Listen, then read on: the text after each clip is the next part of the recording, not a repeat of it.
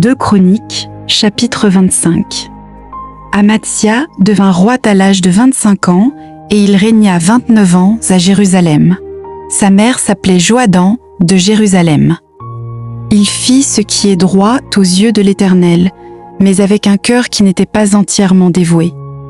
Lorsque la royauté fut affermie entre ses mains, il fit périr ses serviteurs qui avaient tué le roi son père.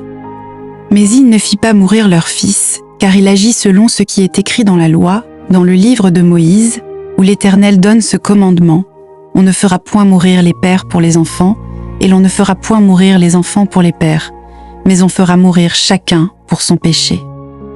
Amatsia rassembla les hommes de Juda et les plaça d'après les maisons paternelles, les chefs de milliers et les chefs de centaines, pour tout Juda et Benjamin.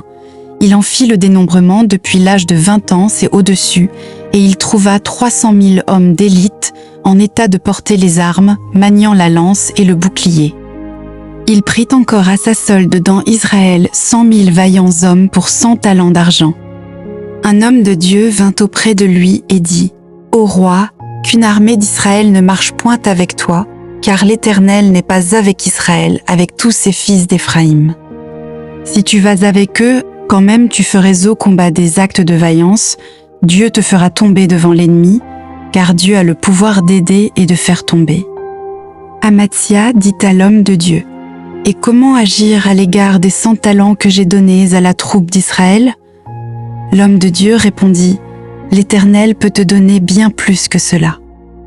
Alors Amatsia sépara la troupe qui lui était venue d'Éphraïm, afin que ces gens retournassent chez eux.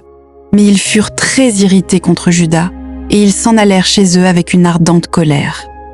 Amatsia prit courage et conduisit son peuple.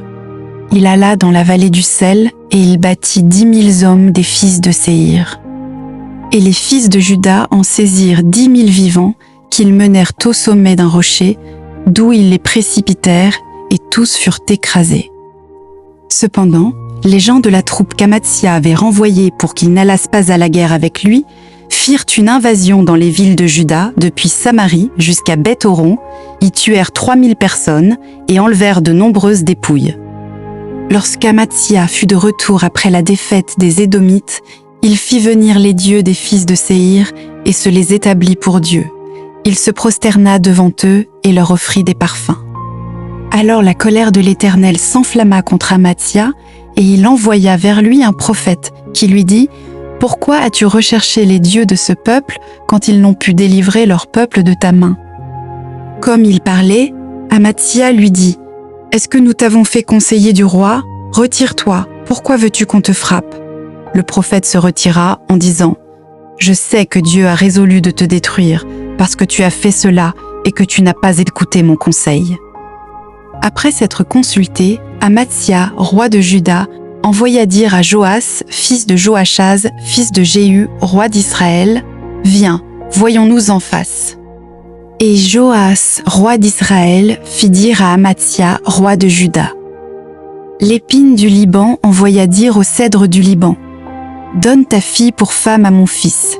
Et les bêtes sauvages qui sont au Liban passèrent et foulèrent l'épine. Tu as battu les Édomites, penses-tu, et ton cœur s'élève pour te glorifier. Reste maintenant chez toi. Pourquoi t'engager dans une malheureuse entreprise qui amènerait ta ruine et celle de Juda? Mais Amatsia ne l'écouta pas, car Dieu avait résolu de les livrer entre les mains de l'ennemi, parce qu'ils avaient recherché les dieux d'Édom. Et Joas, roi d'Israël, monta. Et ils se virent en face, lui et Amatsia, roi de Juda, à Beth-Shemesh, qui est à Juda.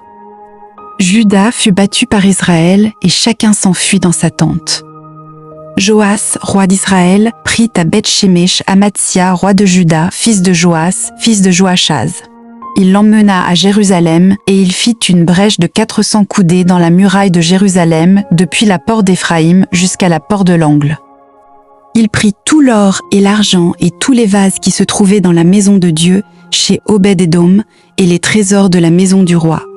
Il prit aussi des otages, et il retourna à Samarie. Amatsia, fils de Joas, roi de Juda, vécut 15 ans après la mort de Joas, fils de Joachaz, roi d'Israël. Le reste des actions d'Amatzia, les premières et les dernières, cela n'est-il pas écrit dans le livre des rois de Juda et d'Israël?